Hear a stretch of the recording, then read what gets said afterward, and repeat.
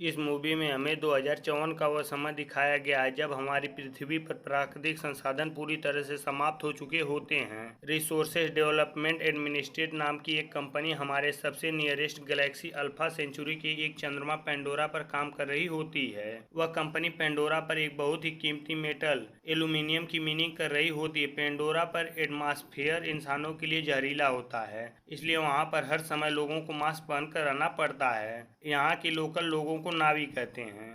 यह लोग 10 फुट लंबे ब्लू स्किन वाले होते हैं। यह लोग भी बहुत इंटेलिजेंट होते हैं, हम इंसानों की तरह, और इन लोगों की पूंछ भी होती है। और यह नावी लोग अपने नेचर के साथ एक इंटरकनेक्टेड सिस्टम बनाते हैं। यह अपनी पूंछ को किसी भी पेड़ पौधे या किसी भी जीव से कनेक्ट करके बात कर सकते हैं। इनके सारे पेड़ पौधे एक दूसरे से कनेक्टेड होते हैं और लगातार एक दूसरे से बात करते रहते हैं। पेंडोरा को ओवर एक्सप्लोर करने के लिए यह कंपनी पेंडोरा पर एक अवतार नाम का प्रोग्राम शुरू करती है, जिसमें जेनेटिक इंजीनियरिंग की मदद से ह्यूमन हाइब्रिड बनाए जाते हैं और इन्हीं ह्यूमन हाइब्रिड को अवतार कहा जाता है। यह देखने में यहाँ की लोकल नावी जैसे होते हैं, क्योंकि यह लोग नावी लोगों से जुड़ सकें, उनसे बात करके पेंडोरा के बारे में जान सकें। और दूसरी तरफ अर्थ पर एक पैरालाइज जैक फुली होता है और उसे पेंडोरा पर अवतार प्रोग्राम के लिए चुन लिया जाता है, क्योंकि उसका एक जुड़वा भाई भी होता है जो अवतार प्रोग्राम में ऑपरेटर होता है। लेकिन किसी चोर ने उसे गोली मार दी होती है, जिसकी वजह से उसकी मौत हो जाती है।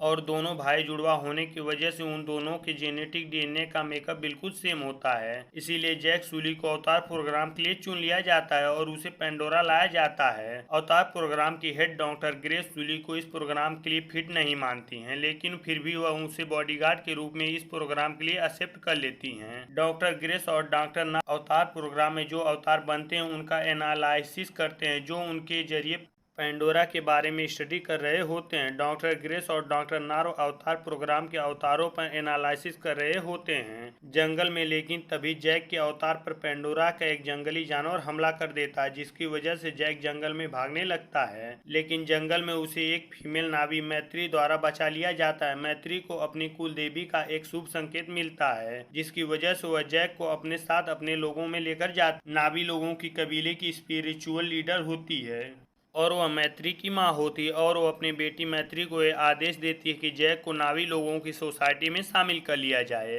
क्योंकि इसके लिए हमारी कुल देवी ने एक शुभ संकेत दिया था। आरडीए कंपनी के हेड ऑफ सिक्योरिटी जनरल माइस जैक से वादा करते हैं कि तुम मुझे नावी लोगों और उनके इकट्ठा होने की जगह द जाइंट ऑफ होम के बारे में अगर जानकारी देते हो, क्योंकि वहाँ पर एल्यूमिनियम की मात्रा बहुत ज्यादा है, अगर तुमने इनके बारे में मुझे जानकारी दे दी तो कंपनी से कह के तुम्हारे दोनों एनालिसिस हो चुके पैरों को वापस ठीक करवा दूंगा।